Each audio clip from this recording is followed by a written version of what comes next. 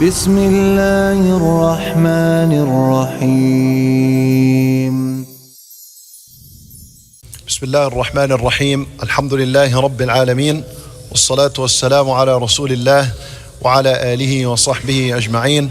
All praise and thanks belongs to Allah subhanahu wa ta'ala, and may the peace and blessing of Allah be upon His servant and final messenger Muhammad sallallahu alayhi wa sallam.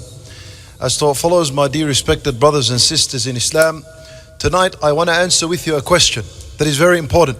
And the question is, how does one defeat laziness?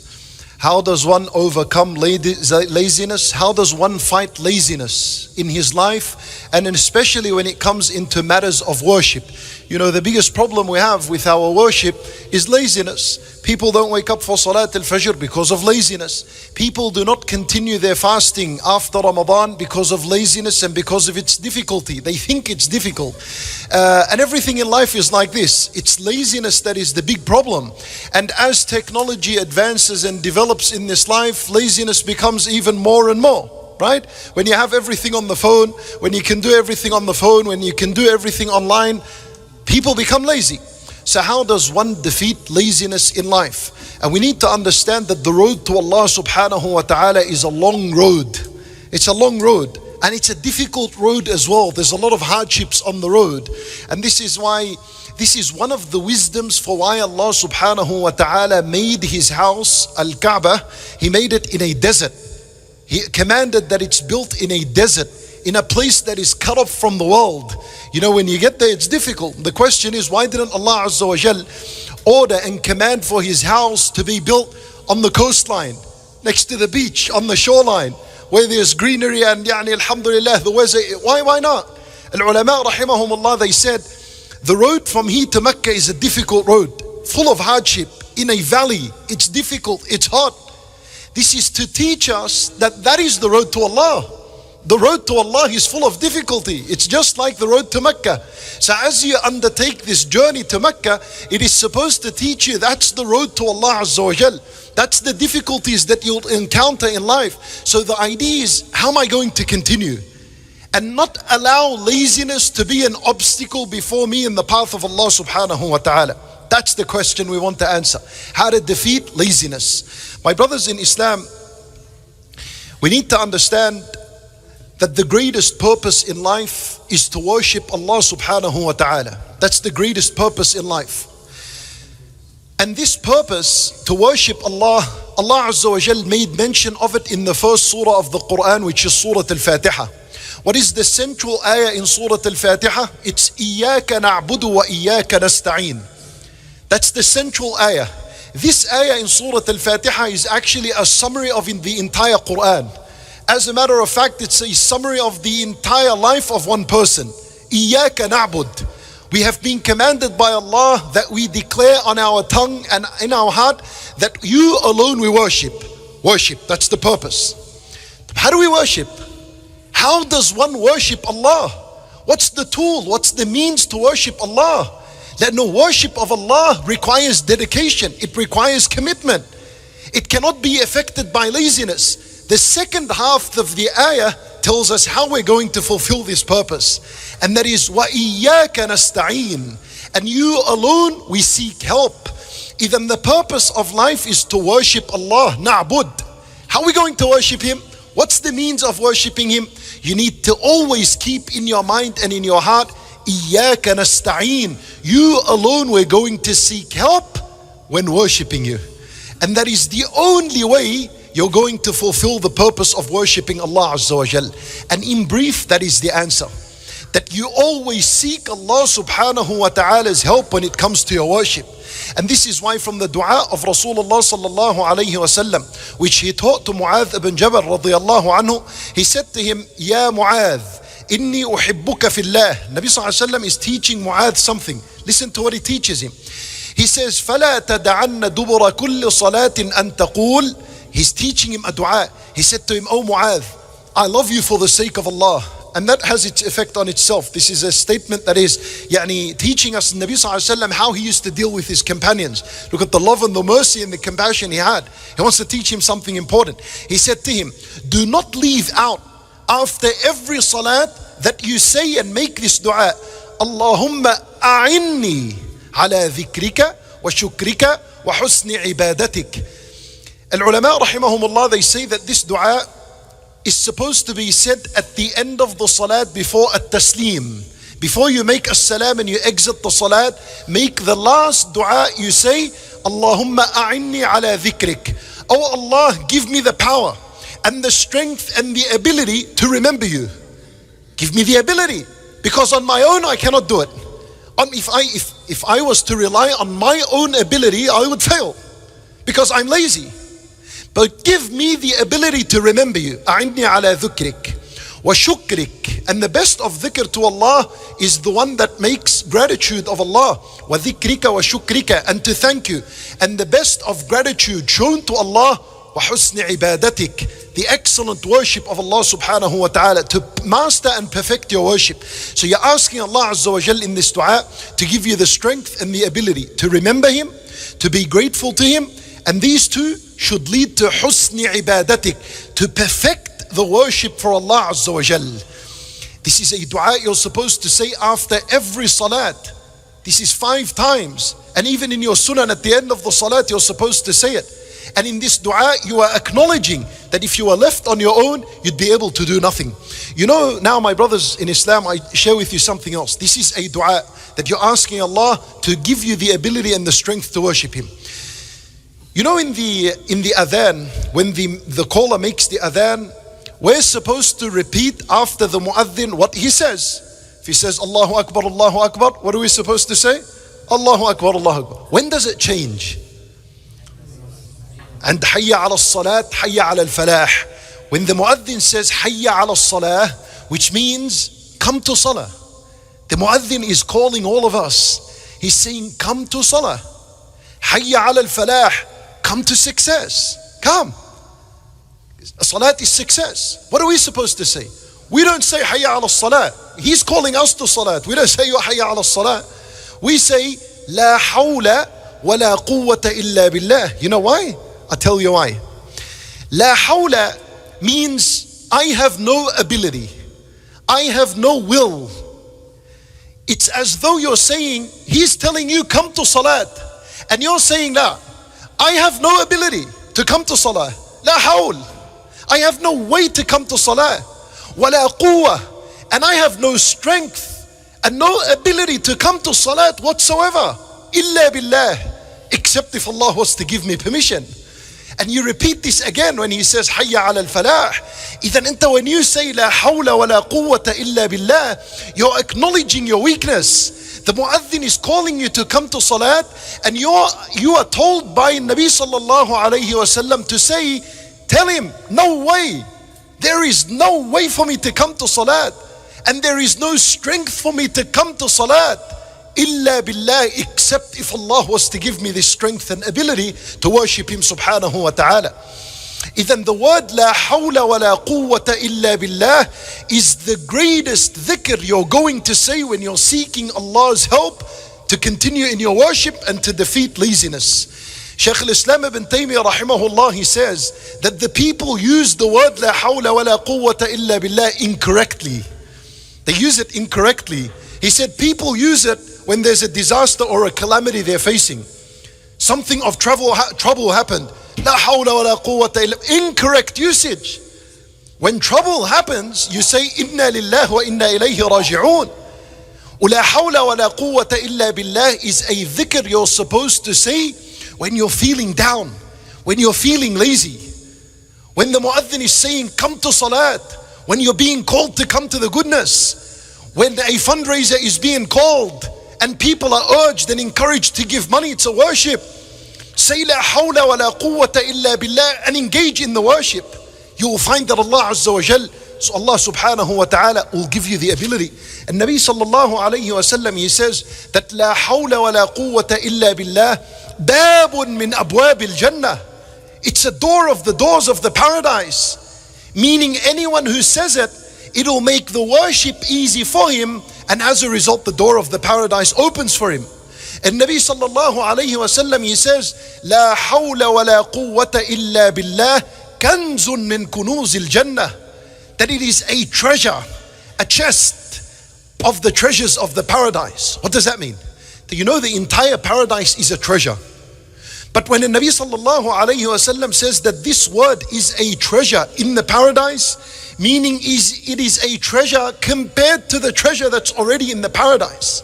And you understand something, yani manata, its reward is huge. That's what it means. That the reward of this word is so huge. It's a door of the paradise on its own. For the one who continuously used to say it. وَكَنْزٌ مِّن كُنُوزِ الْجَنَّةِ. You know a kanz, a treasure box. What's in a treasure box? What's inside a treasure box? Money, gold, valuable gold. It's already collected for you. You don't have to collect it. In other words, لا حول ولا قوة إلا بالله. Al-ulama rahimahumullah, they said this one phrase collects a lot of meanings within it. When you say لا حول ولا قوة إلا بالله, it affirms the fact that you are relying on Allah Azza wa Jal. There's reliance of Allah inside this statement. When you say لا حول ولا قوة إلا بالله, تدل على الافتقار إلى الله. It also implies that you are acknowledging your weakness before Allah Azza wa Jal. There's so many meanings within لا حول ولا قوة إلا بالله. When Nabi sallallahu alayhi wa sallam, he says in a hadith that لا حول ولا قوة إلا بالله تحت العرش. It's underneath the arsh. طيب, I ask you a question. What's written on top of the arsh? And pay attention so you can learn something incredible in this. What's written on top of the arsh? Who knows? There's something written on top of the arsh. Allah wrote it and it's a book and He stored it on top of the arsh. It's a few words. Allah Azza wa Jal wrote, Inna rahmati sabaqat ghadabi. That's on top of the arsh. It means Allah Azza wa Jal said, my mercy precedes my anger. My mercy overrides my anger. That's on top of the arsh. Underneath the arsh, لا حول ولا قوة إلا بالله. What's the relationship between the two?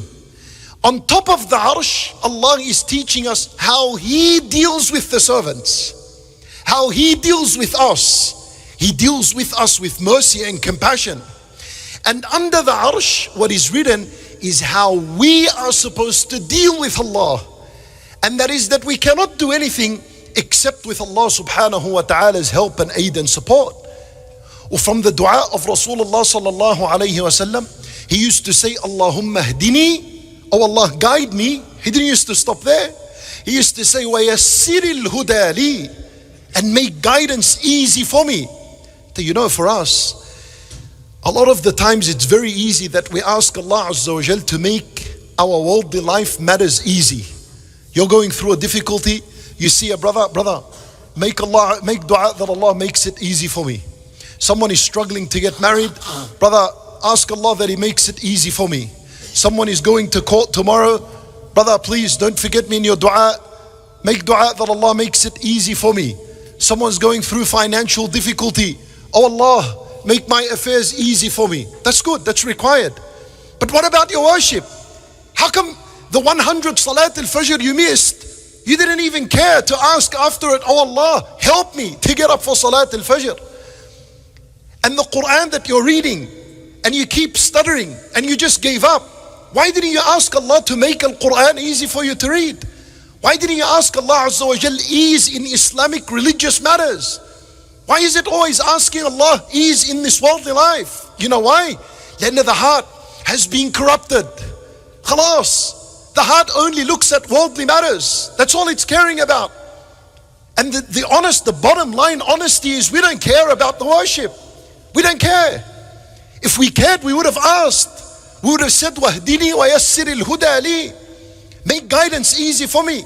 Make it easy upon me that I get up and attend Salat al-Jama'ah and pray with the congregation of the Muslims. Make it easy for me that I continue my fasting after Ramadan. How come that's not included in the dua? Then we need to learn that this is supposed to be an integral part of our life. That we continuously and consistently ask Allah subhanahu wa ta'ala that He help us and aid us in our worship. Shaykh al-Islam ibn Taymiyyah rahimahullah, he says, تأملت في أنفع الدعاء. Shaykh al-Islam ibn Taymiyyah, when he speaks, We're speaking about someone who had a huge look into the deen of Allah. Someone who Allah Azza wa Jalla gave him intelligence and intellect. And listen to what he's saying. He's saying, I sat for a long time. تأملت في أنفع الدعاء. And I pondered, and I pondered, and I reflected time and time again. What is the most beneficial dua for us? That's what he's saying. He said, so I found and I concluded that the most beneficial dua for us is to ask Allah subhanahu wa ta'ala to give us the ability and the strength that we worship Him. Then he said, and I found it in Surah Al-Fatiha, when Allah Azza wa Jal said, وَإِيَّاكَ نَسْتَعِينَ. This is it. This is the dua. This is how you defeat laziness. Because I tell you something, defeating laziness doesn't have anything to do with physical ability. I'll prove it to you. You have a 20-year-old, he can't get up for Salat al-Fajr, he can't do anything of the worship. You have a 95-year-old, he's praying on time, Salat al-Jama'ah, he's fasting, he's making dhikr. What was the difference? Was the difference in body strength? No, it wasn't. It was here and it was here. That's where it was. You might have two 20-year-olds. How come one worships, one doesn't worship? Because one, Allah Azza wa Jal gave him the ability, gave him the strength of the heart to worship, and the other wasn't given any strength of the heart. Understand, bottom line, that the lesson, the idea of the lesson is to increase your heart in the understanding that you are supposed to ask Allah subhanahu wa ta'ala to give you aid and help in worshipping Him subhanahu wa ta'ala. And this is the entire life. That's what it's all about. It's all about who's going to continue to worship Allah until the last day. Who's going to continue in this road? وحتى Shaykh al-Islam ibn Taymiyyah rahimahullah, he said that there are people that fall in love so much with the worship that they desire this worship for them to be in their grave, as they're in their grave. Al-Hadith al-Nabi sallallahu alayhi wa sallam, he says, as Ibn Majah rahimahullah, he collects, عن Jabir ibn Abdullah radiyallahu anhu, he said, that إذا دخل الميت القبر, when the dead person is put in his grave, he sees that the sun is setting. Allah shows him that the sun is setting. The ulama rahimahumullah said that this is an implication that he sees that his life has come to an end. Just like when the sun sets, the day finishes and then the night approaches, and in the night people sleep, and for him sleep is a long sleep, which is death. So the angels, they finish questioning him and they go, and he يقوم فيجلس, he sits in his grave, يمسح التراب عن عينيه, he wipes away the dirt, the fresh dirt that has just come onto him, he wipes it away from his eye, and then he says, دعوني أصلي, leave me now and let me pray. How much was he in love with as-salat and the worship that Allah did not deprive him from this worship even in his grave. Even in his grave he's praying. Then we need to understand, where did this come from? This came because people like this understood the importance of always asking Allah to make worship easy for them. And that, once again, my brothers and sisters in Islam, in conclusion, two things. Number one, Allahumma a'inni ala dhikrika wa shukrika wa husni ibadatik. That's the dua. And the dhikr for it, and it better be on your tongue day and night, which is La hawla wa la quwwata illa billah. This is a dhikr that bi'idhnillahi ta'ala, once you say it, you have acknowledged your weakness. You have said, I have got no ability whatsoever, except if you were to give me this ability. And even sabr, you need sabr. Well, sabr itself, where does it come from? You think sabr is self-acquired? Allah Azza wa Jalla says, وَاصْبِرْ وَمَا صَبْرُكَ إِلَّا بِاللَّهِ. Yani how incredible. Allah says, and be patient, but your patience can only be through Allah. Your patience can only, because patience is a worship. It can only be through Allah. فَإِذَا you make plenty of this dhikr, لَا حَوْلَ وَلَا قُوَّةَ إِلَّا بِاللَّهِ. And we conclude with one more hadith, and that is the hadith of Rasulullah sallallahu alayhi wa sallam, in where he says, there was one night in where, this is the journey that he took from Mecca to Bayt al-Maqdis, which is known as what? What's the journey? Al-Isra only. Al-Mi'raj is when he went up to the heaven. Al-Isra is the trip from Mecca to Bayt al-Maqdis. And Nabi sallallahu alayhi wasallam, he says, on that night when he undertook this journey, and then he went from Bayt al-Maqdis to As-Sama, in the seventh heaven, who did he meet? What prophet? Ibrahim alayhi salam. Ibrahim alayhi salam, he had his back to a house. What was that house called? Al-Bayt al-Ma'mur. Al-Bayt al-Ma'mur is a house that Allah Azza wa Jal made for Ibrahim alayhi salam in the paradise in reward for the house he built on earth, which is the Kaaba. And he's got his back on it. And that's how Rasulullah sallallahu alaihi wasallam met him. Al-Bayt al-Ma'mur is a house that 70,000 angels enter it every day. They worship Allah and they never return to it. But anyway, this is a meeting between who? Rasulullah sallallahu alaihi wasallam and Ibrahim alayhi salam. Two of the best creation of Allah to ever walk the face of this earth. And this is the first ever meeting. Yani in other words, this is the most historic meeting that ever happened between the two greatest men that ever walked the face of this earth. This is the most, this is it. This is the peak of conversations. You know what they spoke? What did they say to each other? They didn't speak about politics. They did not speak about economical situation on earth and how we're going to solve it. They didn't speak about the environment and how we're going to solve the environment on earth. None of that is relevant. What they spoke about is supposed to teach you and I that that's the most important subject on earth and in history. There are two narrations. I share with you the other narration that concerns us. Ibrahim alayhi salam, he said to Nabi sallallahu alayhi wa sallam, he said, Ya Muhammad, مر أمتك أن يكثروا من غراس الجنة. O Muhammad, go and command your nation that they يكثروا من غراس الجنة, that they plant so much in the paradise. Plant a lot in the paradise. What does that mean? For Nabi sallallahu alayhi wa sallam, he said to him, وما غراس الجنة? How do we plant in the paradise? For Ibrahim alayhi salam, he said to him, لا حول ولا قوة إلا بالله غراسها. That this word is that which plants for you plants in the paradise. The conversation was over in a few seconds. That's it, it was done. Teaching us that this is the core of life. This dhikr, because this dhikr, it's going to fuel your worship with Allah Azza wa Jal, and as a result, secure and earn that place for you in Jannatul Firdaus. We ask Allah Subhanahu wa Ta'ala an yahdiyana wa yuyassir al-huda lana. And we ask Him Subhanahu wa Ta'ala an yu'inana ala dhikrihi wa shukrihi wa husni ibadatih. إنه ولي ذلك والقادر عليه. وصلى الله وسلم وبارك على نبينا محمد وعلى آله وصحبه أجمعين.